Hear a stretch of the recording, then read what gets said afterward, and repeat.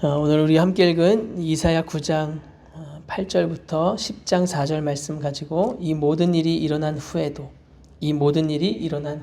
라는 제목으로 함께 말씀을 살펴보기로 합니다. 오늘 본문을 넘어서 9장 전체에서 사실 가장 임팩트 있는, 가장 주제가 되는, 가장 하나님의 마음을 잘 담아놓은 구절을 선택하라고 하면 저는 단연 7절을 선택하고 싶어요. 하나님이 이것을 위해서 이것을 이렇게 준비하면서 이게 궁극적인 목적이었기 때문에 그 정사와 평강의 더함이 무궁하며 또 다윗의 왕좌와 그의 나라에 군림하여 그 나라를 굳게 세우고 지금 이후로 영원히 정의와 공의로 그것을 보존하실 것이라. 만군의 여호와의 열심히 이를 이루시리라.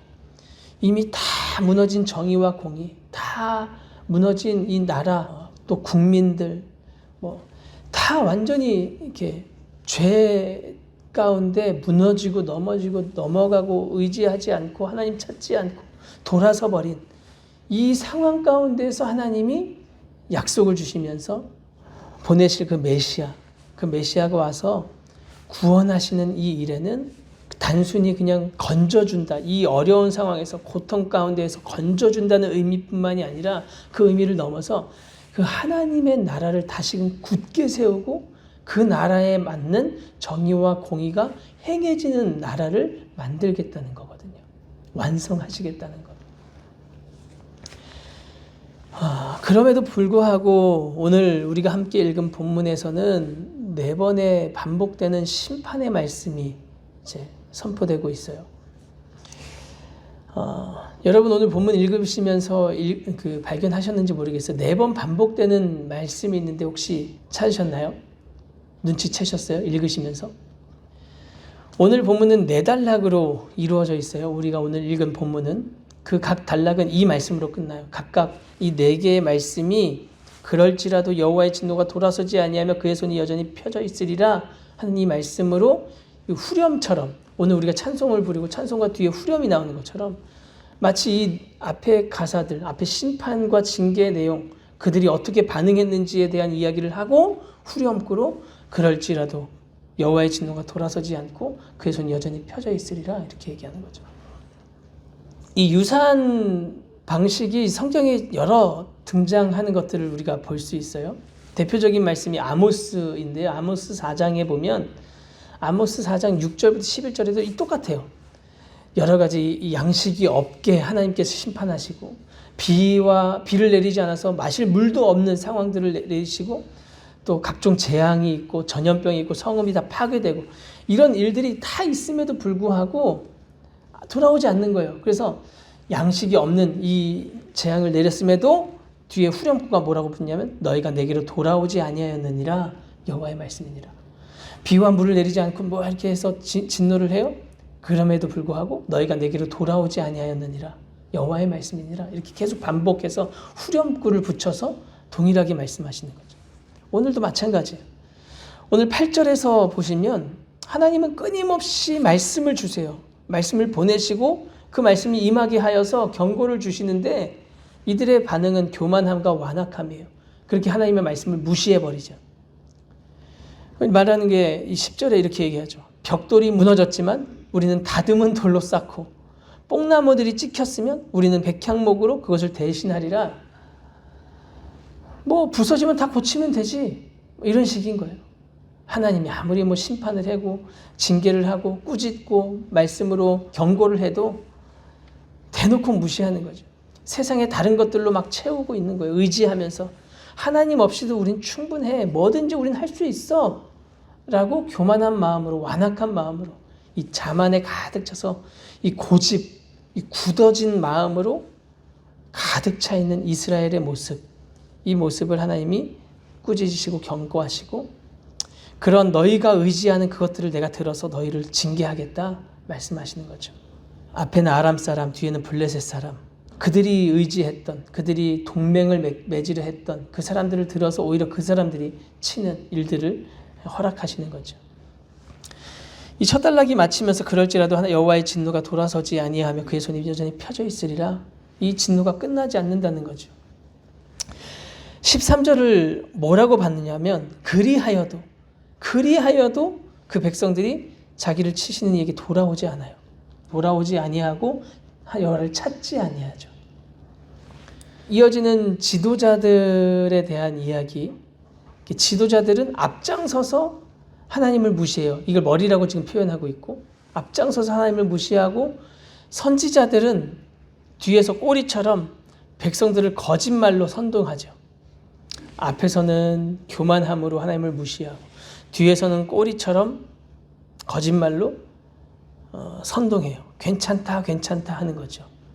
뭐 우리 괜찮을 거야. 하나님은 그런 분 아니야 하면서 분명히 하나님의 징계와 이 심판을 선포해야 함에도 불구하고 그 말을 하지 않아요. 괜찮다. 그러니까 인도하는 사람이나 인도받는 사람들이나 다 같이 악을 행할 수밖에 없는 그런 상황이 계속해서 벌어질 수밖에 없는. 세 번째 단락으로 넘어가니까 계속해서 이 악이 불처럼, 이 불이 불타오르는 것처럼 18절에 산불처럼 번져요. 찔레와 가시를 삼킨대요. 삼키는데도 계속해서 그것을 그치지 못하니까 이게 더 나아가니까 나중에 형제를 짓밟아요. 형제를 짓밟으면서 그러면서 자기 살 길을 찾고 가족의 것 다 뺏고 지파들끼리 같이 싸우고 서로 싸우면서 나중에는 그 유다까지 치는 이런 일들을 행하게 되는 거죠. 네 번째 단락이 오늘 10장 1절부터인데 악법이 계속해서 만들어져요. 불의한 법령이 만들고 불의한 말들을 다 기록하고 그 가난한 자들 불공평하게 판결하는 것. 불공평한 판결이 계속해서 일어나니까 백성들이 다 권리를 억압당해요. 착취돼요. 그렇게 죄에 죄를 계속해서 더해지면서도 아무도 돌아오지 않는, 아무도 여호와를 찾지 않는 이런 상황 가운데 하나님이 계속해서 심판. 그냥 여기 사실 우리 첫 번째 단락에서 하나님이 그 아람 블레셋에 이렇게 내주는 거잖아요. 그렇게 당하게 하시는데 두 번째, 세 번째, 네 번째 단락에서는 하나님이 뭐 이렇게 취하시지 않아요. 뭐냐면 그냥 내버려 두시는 거죠. 그냥 놔두시면서 그 죄에 죄를 더하면서 계속해서 서로가 그 죄에 먹히는 상황을 두시는데도 그럴지라도 그 진노가 돌아서지 않는다는 건 하나님의 심판이 계속 되어진다는 거죠. 놔두시는 것으로 인해서. 제가 오늘 본문을 이제 계속 묵상하면서 이런 생각이 들었어요. 읽으면 읽을수록 이거 참 우리나라 이야기 아닌가. 우리나라의 상황을 그냥 그대로 그냥 여기다 붙여놓은 것 같아요. 이런 생각이 떠나지를 않아요. 사실. 제가 의로워서도 아니고 제가 뭐 제대로 막 선포하고 있다 이런 마음이 아니라 이게 괜찮다 하고 있을 시기가 아닌 것 같은데 근데 오늘 본문은 그렇게 이야기해요. 그럴지라도. 쉬운 성경에서는 뭐라고 이 그럴지라도라는 이 네 번에 반복되는 말을 어떻게 표현했냐면 이 모든 일이 일어난 후에도 이렇게 번역해놨더라고요. 쉬운 성경에는. 이 모든 일이 일어난 후에도 하나님이 그 진노를 풀지 않고 여전히 손을 들어 백성을 치고 계신다는 걸 보지 못하는 거예요. 이 모든 일이 일어난 후에도 하나님께 돌아갈 생각을 하지 못하고 이 죄 문제를 인식하지 못하고 회개로 나아가지 않으니 이 북이스라엘의 최종은 이제 오늘 본문의 거의 배경이잖아요. 유다를 지금 마지막으로 쭉 이렇게 경고하고 있는 이 상황 가운데 북이스라엘은 이제 아수르에 의해서 완전히 멸망을 당하는 최후를 맞이하거든요. 이 최후를 피할 길이 없다는 사실 우리에게 말씀해 주시는 것 아닌가. 제가 말씀 처음에 시작하면서 이 네 번 반복되는 이야기 하면서 아모스가 이 대표적인 모습이라고 이야기 드렸는데 이 아모스의 후렴구 이 4장 6절부터 11절까지 계속해서 돌아오지 않는 그 말씀을 하시다가 12절에 뭐라고 마치냐면 그러므로 이스라엘아 내가 이와 같이 내게 행하리라. 내가 이것을 너에게 행하리니 계속해서 그냥 놔두시는 거죠. 그러면서 마지막에 뭐라고 얘기하시냐면 이스라엘아 네 하나님 만나기를 준비하라 이렇게 맞춰요. 이스라엘아, 내 하나님 만나기를 준비하라. 하나님 우리에게 뭘 말씀하고 싶으실까? 오늘날 우리에게. 오늘 우리는 9장 7절에서도 약속하신 그 메시아가 오셔서 어떻게 이 예언된 말씀이 이루어질 것이라고 약속하셨는지, 구약시대의 성도들은 어제 말씀드린 것처럼 알지 못했지만 미디안에 이루셨던 그 하나님을 믿는 믿음으로 이 약속을 붙잡고 나아가야 했던 것처럼, 오늘날 우리는 이 이사야서에서 약속된 이 메시아가 오셔서 어떻게 생명을, 어떻게 죄의 권세를 파하시고 생명을 살리셨는지를 본 자들이, 보고 그것을 경험한 자들인데, 이런 우리에게도 동일하게 약속 주셨죠. 다시 오실 것에 대한 약속과 또 준비하신 그 나라를 임하게 하시겠다는 약속을 받은 자들로서 우리도 마찬가지죠. 우리 하나님 만나기를 준비해야 해요. 이 모든 일이 일어난 후에, 이 모든 일들이 일어나는 것들을 바라볼 때 우리가 취해야 할 행동이 무엇인가?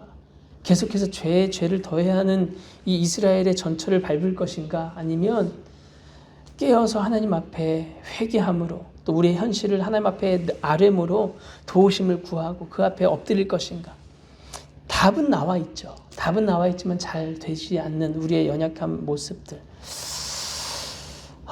오늘 말씀을 통해서 우리가 우리 안에 가득한, 우리 각 개인에게도 마찬가지고 우리가 처해 있는 교회, 우리가 처해 있는 이 사회와 국가, 민족을 바라보면서 이 안에 가득한 이 교만의 문제, 악행과 불의에 대한 이 문제를 회개하면서 그 하나님 앞에 서서 그 하나님 만나기를 준비하는 우리 모든 성도님들 다 되시기를 예수님의 이름으로 축복합니다.